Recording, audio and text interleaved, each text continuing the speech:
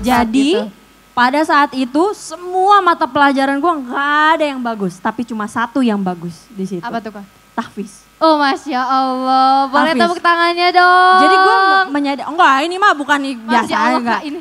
Jadi gue menyadari gitu kan, oh di hal yang lain gue begini, tapi di sini gue bisa nih gitu. Akhirnya gue mengesampingkan dulu tuh semua yang kurang, lagi itu kan sekolah punya gue, siapa sih yang berani ngeluarin gue dari... Weh. Iya benar banget, benar. Ya kan? Sejelek apapun gue nggak bakal remedial juga kan. Iya betul. Nggak, jadi intinya ya gue kesampingkan dulu tuh semua hal yang gue nggak ngerti. Tapi di samping itu tetap gue belajar, cuman biar gue nggak sedih nih. Nah kebanyakan kita nih kenapa jadi insecure ya. Kenapa kita jadi ngerasa nggak percaya diri, karena kita terlalu fokus sama yang kurang-kurang tadi. Enggak, berhenti dulu. Capek lu kalau nurutin kurang lu apa, karena banyak kurangnya. Mohon maaf gitu. Capek kalau nurutin yang kurang mah, enggak, udah jangan. Kita konsen ke yang lebih. Nah gue menyadari tuh ketika tahfiz gitu ya. Kebetulan di sekolah kami kan ada tahfiz ya. Syaratnya itu setiap dibikin per halako, satu halako itu satu sekali duduk kita minimal 2 baris ngapalin. Tapi gue bisa 2 lembar. Oh, Masya Allah. Begitu duduk. Jadi sekali duduk ya? Sekali duduk 2 lembar. Jadi yang lain 2 baris, gue 2 lembar. Ntar maju lagi 2 lembar. Oh cepet. Pernah dalam 1 hari gue 1 juz, percaya gak? Masya Allah. Ya Ngapa Allah. lo itu? 1 hari banget.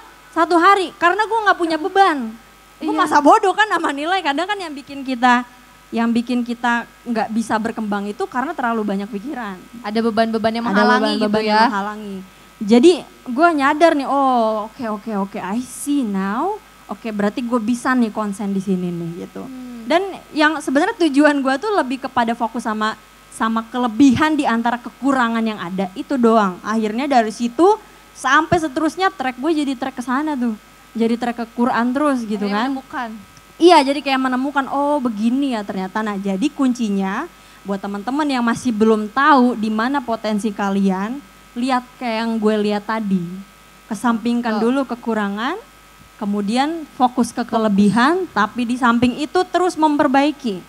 Baik. Akhirnya apa? Setelah gue fokus sama kelebihan yang gue punya, gue jadi percaya diri. Ketika gue percaya diri, ternyata semua ketakutan yang selama ini gue pikir menyeramkan, nggak semenakutkan itu. Nggak semenakutkan itu. Iya, nggak semenakutkan itu gitu. Jadi hajar aja terus gitu. Gasken lah pokoknya. Nah dari situ ya, kemudian gue belajar nih mengaitkan dengan hal-hal lain gitu. Apa sih korelasinya antara ilmu pengetahuan dengan Quran? Kemudian apa sih korelasinya antara kewirausahaan dengan Quran? Jadi apapun yang dilakukan ya selalu nempel gitu. Di hal apapun gitu. Iya Masya Allah. Ya kurang lebih kayak gitu. Ini satu pertanyaan jawabnya setengah jam banyak banget loh. Ini baru satu buku, gimana kalau semuanya kita tanyain bukunya Kak? Wah. Jadi gitu ya teman-teman, kesampingkan dulu, jangan fokus sama kekurangan. Karena nanti kita sibuk sama kekurangan kita, kelebihannya kita terlupakan gitu. Jadi ketika kelebihannya kita sudah temukan, itu istilahnya bisa jadi apa ya? Bukan tameng sih, jadi bisa jadi power buat diri kita sendiri. Kalau gue tuh punya nih track sendiri. Karena gue tuh yakin banget ya, setiap dari kita nih pasti selalu ada sesuatu. Nggak mungkin nggak ada sesuatu. Ibarat kata maaf banget bukannya maksudnya menyamakan atau gimana. Kalau gue punya kemampuan seperti Allah, bisa menciptakan sesuatu, mungkin gue nggak akan milih untuk menciptakan gue karena gue tahu betapa jeleknya gue. Tapi ketika kita dipilih sama Allah untuk ada di dunia ini, diciptakan di dunia ini, berarti lu ada sesuatu gitu loh. Sampai bisa kepilih sama Allah tuh luar biasa loh. Ya jangan salah, kita hadir di sini bukan tanpa sebab.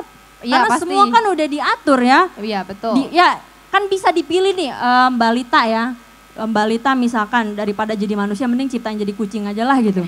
Tapi kan akhirnya jadi manusia gitu. Betul. Lebih mulia, betul nggak? Manusia kan makhluk mulia. Betul, ya Khalifah. Kan? Iya, jadi berarti ada sesuatu, maka jangan insecure.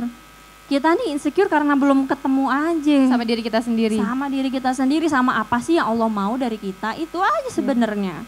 Jadi kalau misalkan next time kalian berpikir kalian tuh nggak berguna, berpikir kalian tuh nggak penting, berpikir kalian tuh lebih baik nggak ada di dunia ini, ingat aja dari sekian juta ya makhluk yang Allah ciptakan, ada kita di antaranya.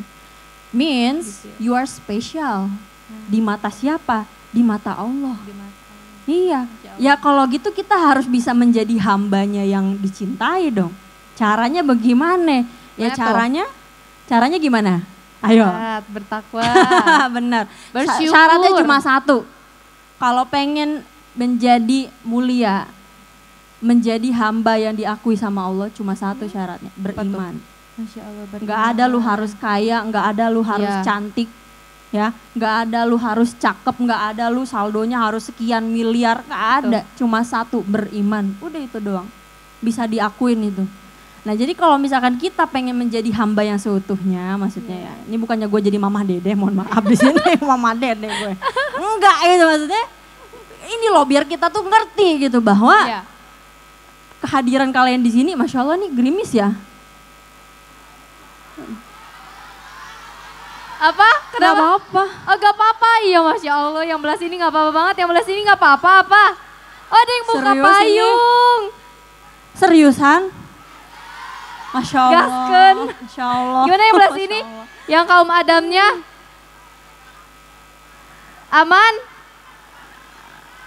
Oh pindah ke panggung, nanti penuh mau lihat dari dekat ya.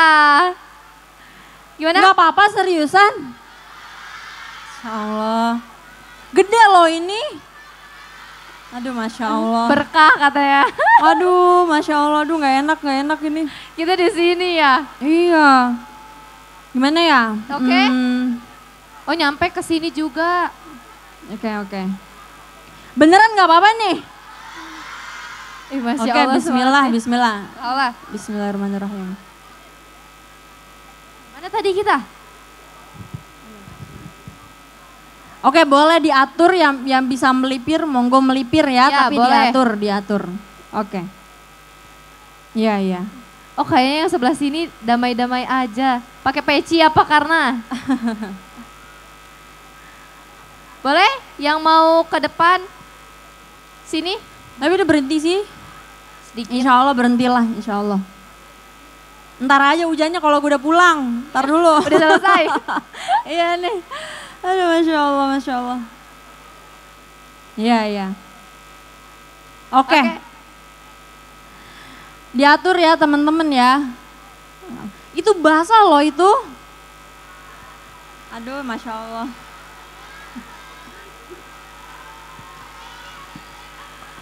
Aduh Masya Allah. Oh langsung gaskan lagi katanya. Ya, siap. Oke baik kalau gitu kita lanjutin ya teman-teman ya. Jadi nih, kalau misalkan teman-teman mau sukses lebih cepat ya, lebih cepat daripada semestinya usia kalian, kalian harus lebih cepat dekat ke Allahnya, jangan terlambat. Lari ya? Jangan terlambat.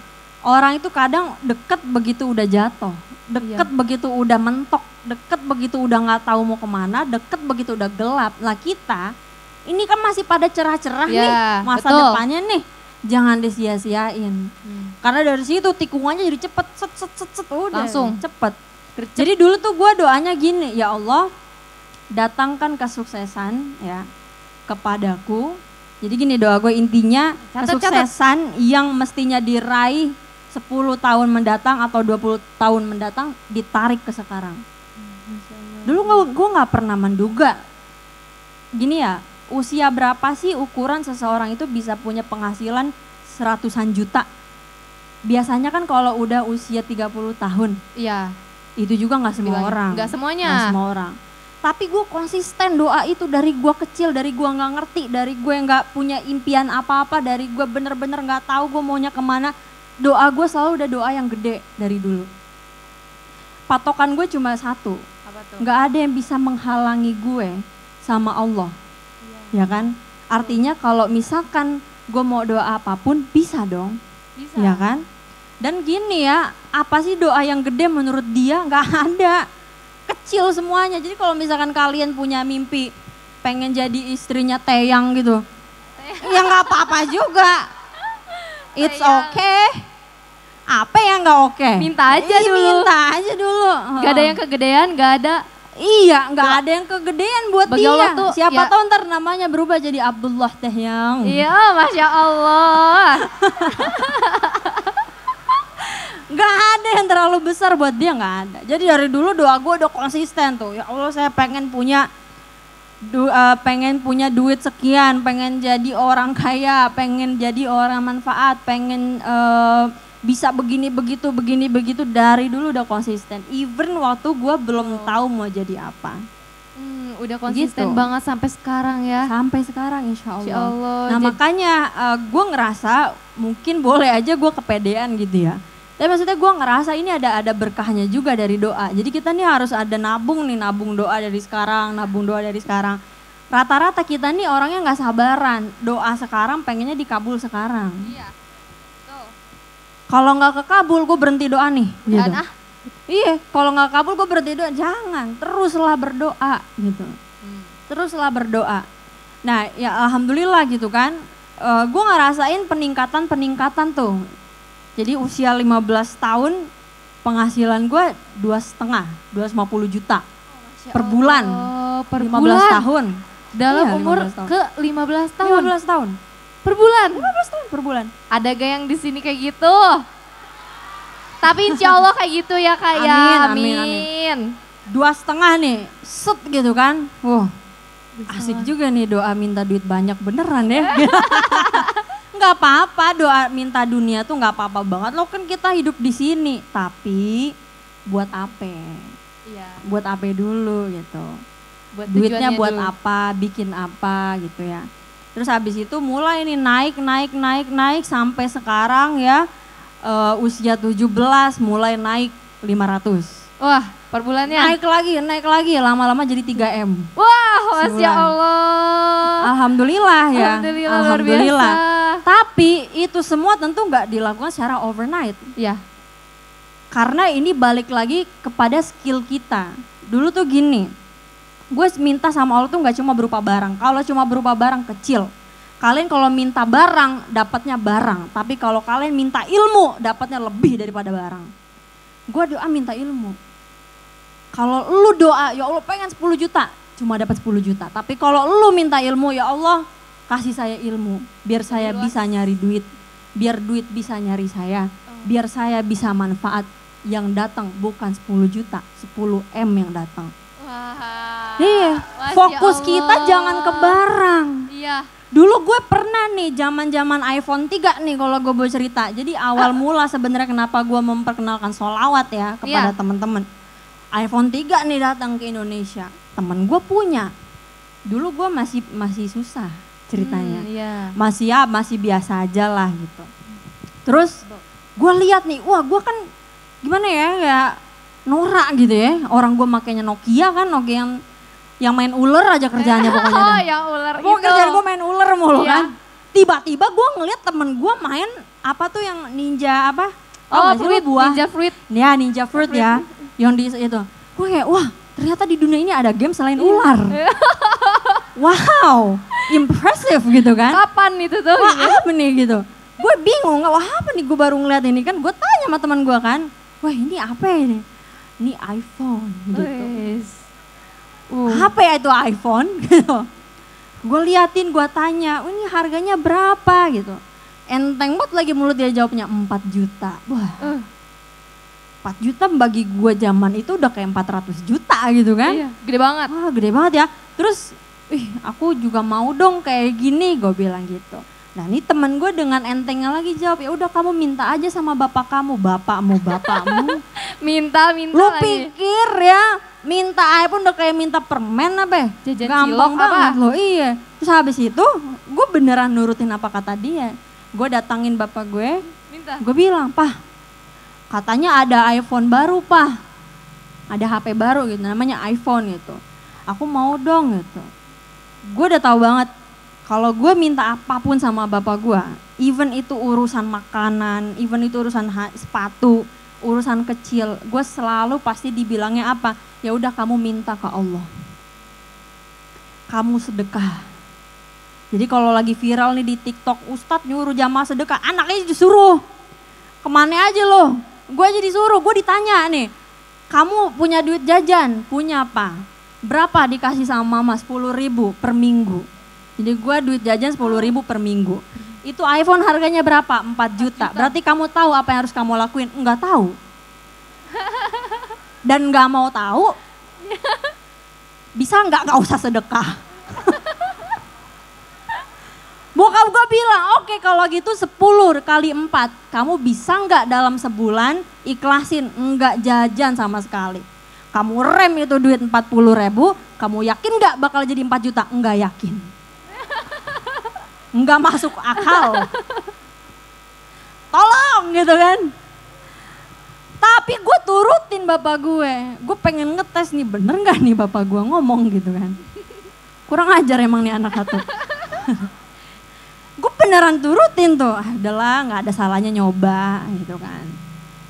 Udah tuh, gue sedekahin tuh kan 10.000 per minggu.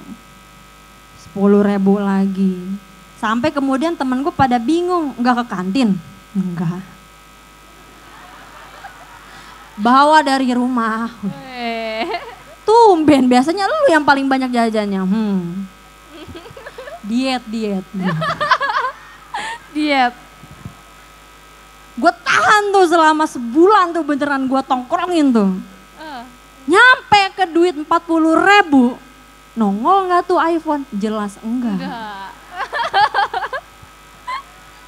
Wah, komplain lah gue ke bapak gue kan. Papa, udah sebulan kagak jajan nih. Kagak ada juga nih iPhone gitu kan. Terus bapak gue bilang gini, selama kamu sedekah, kamu doa enggak? Kagak Lupa. Lah bukannya Allah udah tahu tanpa harus bilang gitu kan. Iya. Beda. Tetap mulut harus dilangitin. Doa kudu dilangitin, bisa aja gitu. Oke, berarti sedekah sama doa nih. Iya sedekah sama doa. Gua doa tuh.